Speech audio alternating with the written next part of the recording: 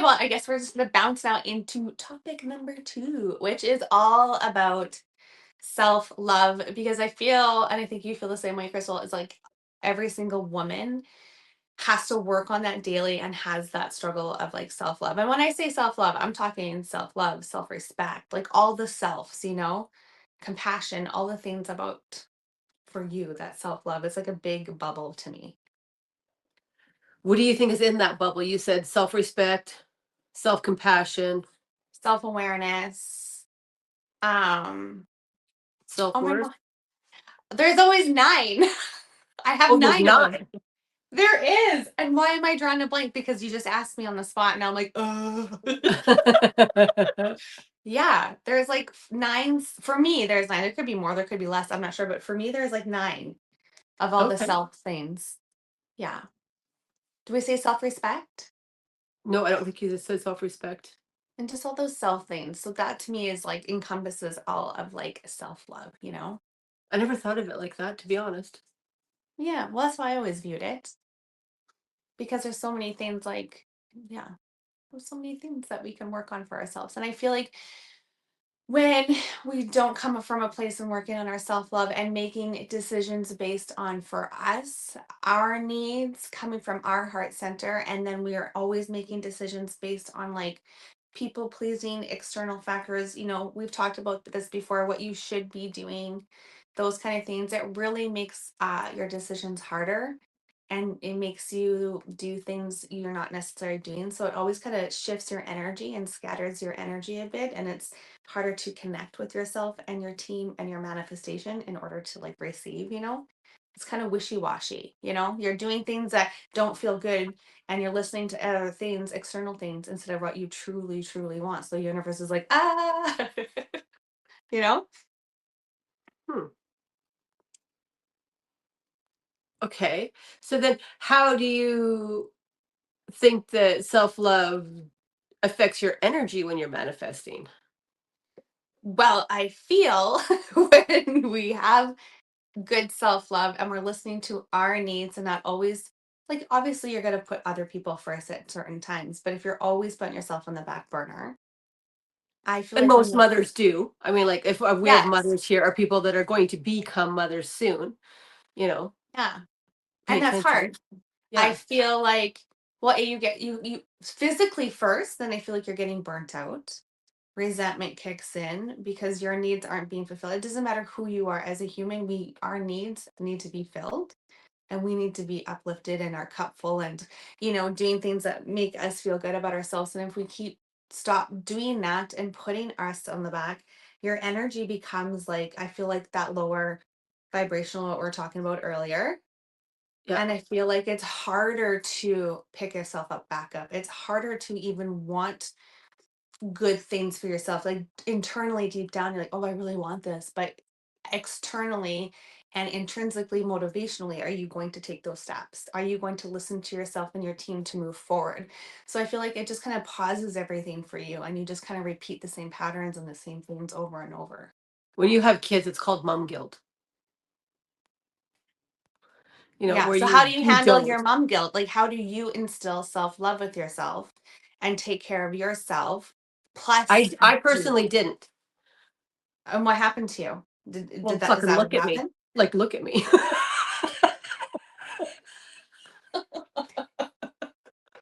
Perfect I example of what not to do. I think that's why I found 50 so liberating. Like, to me, Mm. like, and then when my last one graduated high school, like, I was just like, that to me was very freeing. And then I realized that, oh my gosh, okay, they still have to go through university. So I'm back on, but I'm only back on half, at half speed. But then when they turned 50, That's like, half speed for you? yeah. Oh, okay. Yeah. Okay. So then, like, yeah, just at half speed, like I could still now for the first time in my life, I could do things for myself. Yeah. Where before I never did anything for myself. Like we went on vacation and we had this rule. We were going to go every second year with just Travis and I, and then take the kids every other year, like on a Caribbean vacation, not the summer vacation, the family Yeah. shit, but that was our plan. And so we went to the first time for Sean's wedding. no Yeah. kids. And we were just like, "Oh my gosh." This And then is we came amazing. home and we felt so like, "Oh, they would have loved that." So then we took them and then we went, 1 more year on our own and had an awful time. I mean, it was fine, but it was awful at the same Yeah, time. You know what I mean? Because the whole time you're like, okay, they're little people. They have their own little stressors. Yes, they're not our stressors, but they do have their own little stressors. They're still getting up at -30 going to school, and we never ever went without them again. And that would be mom guilt and a gotcha. little bit of dad guilt as well, right? Like, and we just adjusted our lives. And so when we were on vacation and I went to the spa and got a spa treatment, my kids came with me and they got little sunburn treatments before they came home. That's funny. Yeah. So like mom guilt is real. Like, and then when I turned 50, I was just like, Bucket Friday. Like my life changed. I just like cords, cuts, life was different and I felt so free. And I think that's why I found 50 so liberating.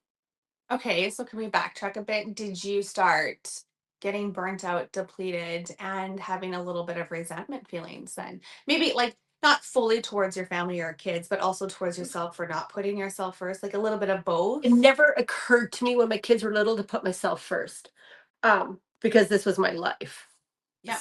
But I used to tell myself that, and I would do this like so often. I think this was my survival technique at that time, was I would say to myself, okay, next year at this time, my life will be so much better. Next year at this time, my life will be so much easier.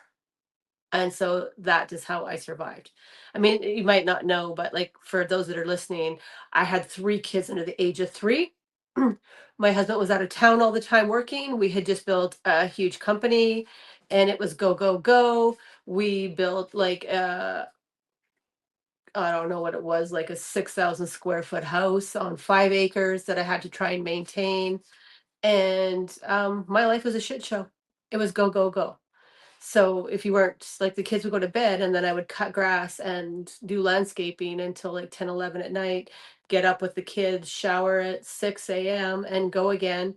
And sometimes I would find time to invoice or, do some book stuff and run after kids. And my house was always destroyed. And I don't know. It's what I used to tell myself, next year at this time, it will be that much better. But it never occurred to me to do anything for myself. I think you're comparing self-love and self-care though a little bit here. Because like To me, you though, didn't, it's like until today, it's always the same thing. yeah. Because like Like, to me, care is a part of the self-love, right? Like but like it doesn't necessarily mean you have to go and get a massage, which would be wonderful, of course, but even just the internal dialogue that you talk to yourself and the self-love and the decisions that way too, or no? I had uncontrolled mediumship. So I never talked to myself. I always talked to people in my head, remember? So I'm a little Mhm. different that way. I guess. Yeah. Like I always had voices in my head saying, like, it'll be okay. Heads up, this is coming or this is coming. And at the time, I didn't know what it was. I Yeah. was just like, okay, I'm just figuring my shit out. I had an idea So basically what it sounds like is like when your kids are little and you're in mom mode, you just are fucked. for a few years. Absolutely. And then you can start slowly incorporating some self things. I shouldn't say that because you know what? Like friends. I had a girlfriend, like her husband worked like a bugger too. But, like she had so much family. Like we didn't live in a town where we had any family. So I think like, for some women, if you're fortunate enough to maybe be married to a husband who works a normal job, who has like normal hours, like maybe an 8 to 5, and then you have your evenings together, your weekends together, and you're very co-parenting hands-on. Like if you're very fortunate enough to have that, I think it's very different. Like, and you have your family around you where, I didn't have those things. Yeah. Yeah. And 3 under 3 is pretty intense. Yeah, and my son had a disability, so it was like go, go, go. Yeah. Shouldn't have flushed those birth control down the toilet. I know that's what happens when you get a little tipsy and think it'll be a great idea. Okay, okay. So basically you were fucked. You didn't do anything and now you get to do those things. But what are like so but every decision you made was based for your family. Now that Absolutely. you get to base things more for you and still your family, you're always keeping your family in mind. You're doing the best for them as well. But now, what self love things are you noticing? Does it make things different for you? Does it give you more confidence in that sense of like doing things for yourself and trusting yourself and your team and your guides? Like, does that affect you at all in that area? No, because 'cause I'm still connected to my guides. I was still connected to my guides then. I wasn't aware. But now Hmm. I think I just because I'm not caring for little people, like, I don't give a shit if there's supper on the table. I don't care if Yeah. there's freaking groceries in the house. That's like if your underwear aren't clean, that's not my problem. If you don't want to wash them, then you stop at Walmart and buy yourself some on the way home.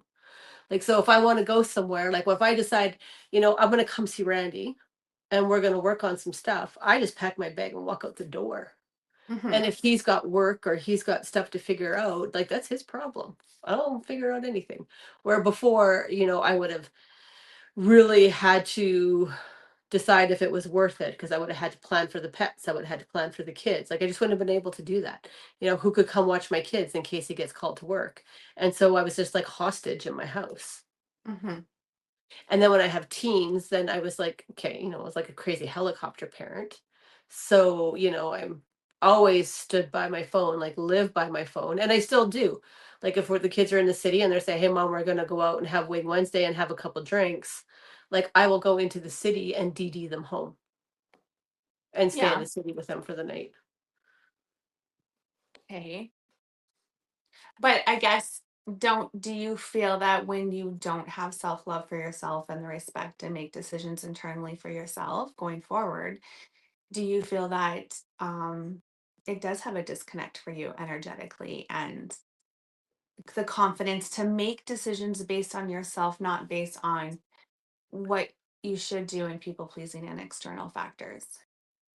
I don't know. I think honestly it's a progress. Like it doesn't happen overnight because that would probably rock my No. whole family to the core. But I honestly it's not really ever at the forefront of my mind because as a mom, I just think you're either like you can do it or you can't swing it around your family. And that's kind of your motto that you live by. And then you kind of, and each woman's different, what they can live with and what they can't live with. And I think that's what they have to determine for themselves. Yeah, but like, okay, so I'm gonna pause you on the kids. So kid have being a kidless bitch. Yep. I not raised in a family. I had dogs. I know that's different. But like in the sense of when I'm not connected to myself and I'm not putting myself in like with internally connecting to me and my team and self-love and making decisions based on what feels good for me. Right? I'm Yep. always overthinking, overanalyzing, people pleasing. I'm doing things out of fear, things out of lack. Like I'm just was not connected because I didn't trust myself. I didn't have the confidence to say the things I wanted to. Like I couldn't fully express myself because I was worried I would piss someone off, wreck the peace or sound stupid. Like that's lack of self love right there. That's lack of confidence. And then so I would do things all the time for other people, even when I didn't want to or felt burnt out. So that's the kind of thing I'm talking about too, even just like that sense. So and That I makes think that's sense. like, that's for you. And then I think our Yeah. listeners will probably have their own things.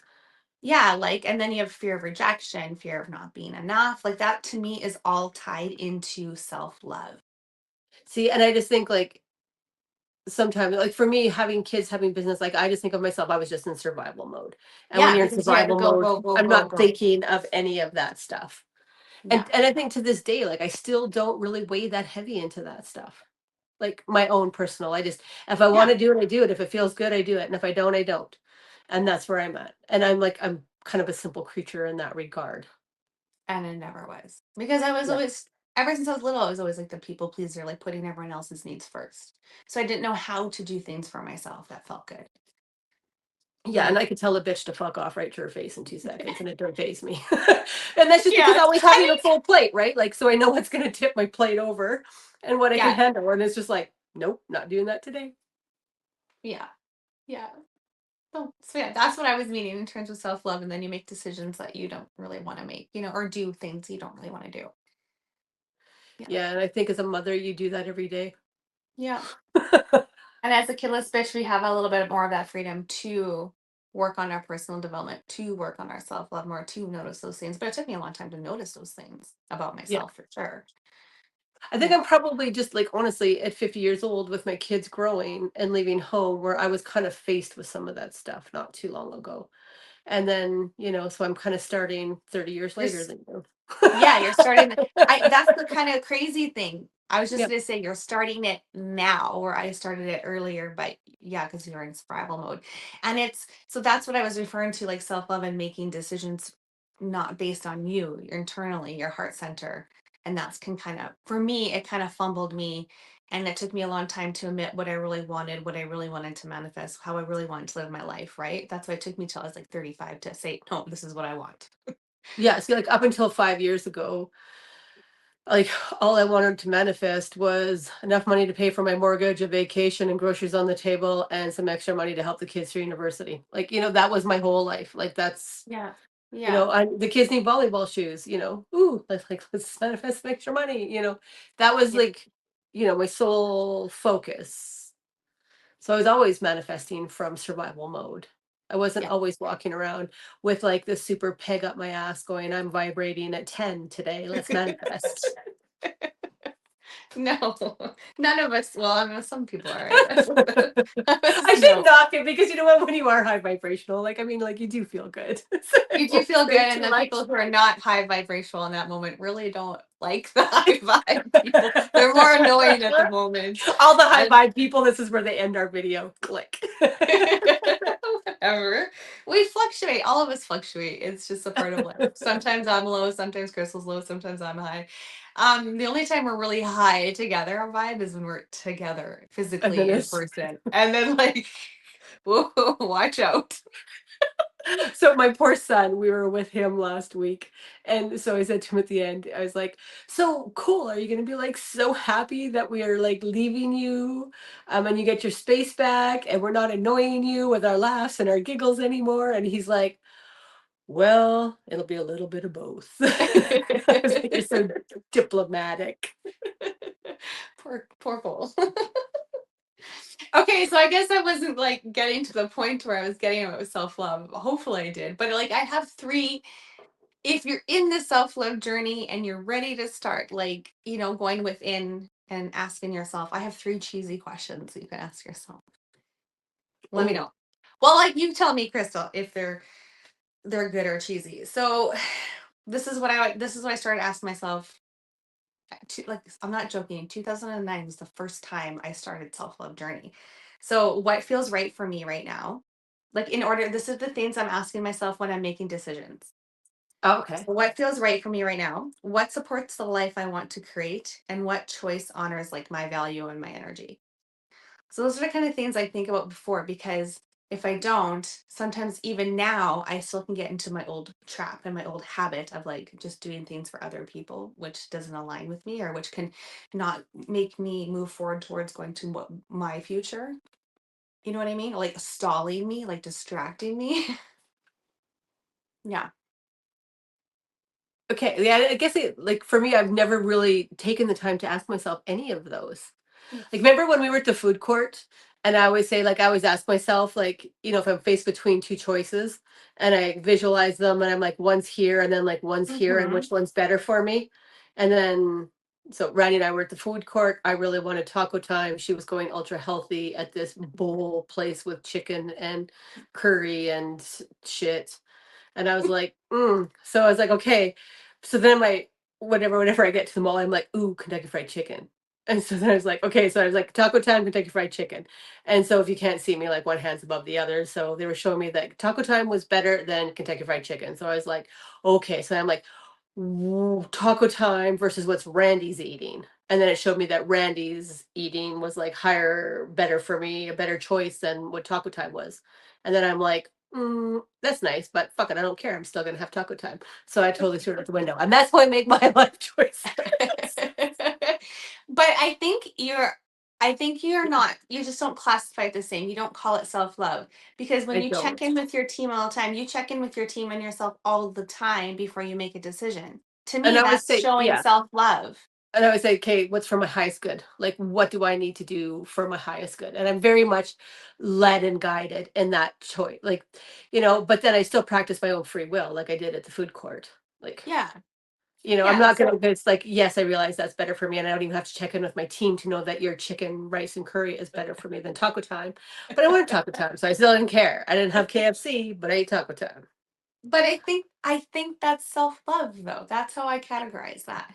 That connection and asking before, you No, know. so I never And thought of it as self-love. I but just you think of ask that as before like, every decision you make, you ask before. To me, that's I do. self-love.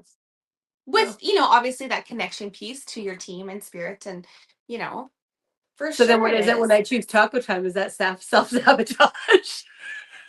Probably with a little bit of spin on it because it's also joy and satisfaction because you fucking love it. Yeah. And you know the consequences of it. Like you're aware of that. Like I'm talking about the individuals who are not even aware of the consequences of making decisions that don't feel good for them or not listening to themselves and the team. You know? Yeah, so, like, I've always It's kinda a made my decisions that way. yeah. And I like how you say show me. So then like Crystal gets like a visual of things all the time too. Like, Yeah, I very much yeah. show me this, show me that. So those are the other things when you're asking those questions, like, show me what if I choose this decision, show me what does that look like? If I choose this decision, like show me what does it look like? What does it feel like? That's self-love. Totally. Yeah. Right? No? Yep, Moving on. absolutely. Yeah. Yeah, I just want people to be aware of it because I know I struggled with that for years and I've talked to a lot of women who also struggle with that. I was on the phone yesterday with a friend. She's like, saying the same thing like why do I have to do everything for everyone, like I want, I don't do any decisions that feel good for me. So that's kind of what was triggering that topic today for me because it's true. And she does have, she has two kids too and a husband who's like, she has three kids That's hard. basically. It is hard and she wants to do this and this for herself, but she can't make the decisions because her husband feels this way about it and her kids, she's just focused on her kids, so she's been torn with the same decision for the past 4 years because she can't do what she wants to do. So she's really struggling. And she's putting you know what I mean? Because she can have it all. I feel like her husband will jump on board and I feel like it's going to benefit the kids more. It actually will benefit the kids more. We talked about that yesterday, but she just can't make that decision for herself probably because of mom guilt and worried Yep. about what, her husband was thinking. Yeah, I couldn't imagine. Like, I mean, because kinda went through some of that, like, when my kids left home and given the fact that, I feel like I have to be available 24/7 in case Cole calls. 'Cause, he's in the Yeah. city, right? Going to school and trying to build his life in the city, but he still needs help and support. So I feel like I need to be available at a moment's notice. So how do you build a career or do something for yourself or move forward and still say, "Hey, Yeah, and she's fortunate enough that she has the career. She's just getting like a different kind of promotion career, which gives her more time. So it's kind of yeah, funny. It's a little funny. So that's kind of what triggered this conversation because like how do you put yourself when you're not, you know, self-love is important and we're all going to go through it at different times and we're all going to start incorporating it at different times, but I think out of all of our journey we start to incorporate it. We start to focus on that self-love and ourselves. And I started early, you're starting now, but I'm starting other journeys that you've already started. Like we're kind of just crisscrossing here it's our true." paths. So it's kind of cool because I get to support you, you get to support me on things and like help each other grow through that. So that's pretty cool. Absolutely. Yeah. Okay. Okay. So self-love was a hard topic. And it's well because people view it so differently as well. Yes. What I Well, view as yeah, clearly. self-love and what you view as self-love and what the people who are listening to will probably view self-love, and it's all through the lens of our own eyes and our own experiences. Yes. And then Totally. possibly what you read in a book that somebody tells you you should or shouldn't do. Like, well, remember we were talking about like back in the day, and I'm like, oh my God, I wish I had the knowledge I had when I was younger because I had zero self respect. And you're like, what do you mean? And then I told you, every guy that asked me out, I just said yes to them, even though I did not want to date them because I didn't want to hurt them by saying no. Like, that's what I'm talking about. Like, I was the extreme of like doing other things like that for other people, and then I would self sabotage relationships, so they would break up with me. I was one of Yeah. those, but I was younger. I mean, this is teenage, early 20. I'm talking, but yeah, it's like I just didn't have the ability to be have self confidence, which to me is a part of self love and respect my wants then too. So it kind of goes back to all that. And then when I look back, you will like look at my parents. So I'm like, ah, I understand why I was like that, very passive and Oh, yeah, because your parents are so sweet and passive too. yeah, they don't have a voice most of the time unless they have some drinks under their belt. But then it's like, watch out. Yeah, like you laugh at your Auntie Wendy all the time. I know, she's so sweet, she cracks me up.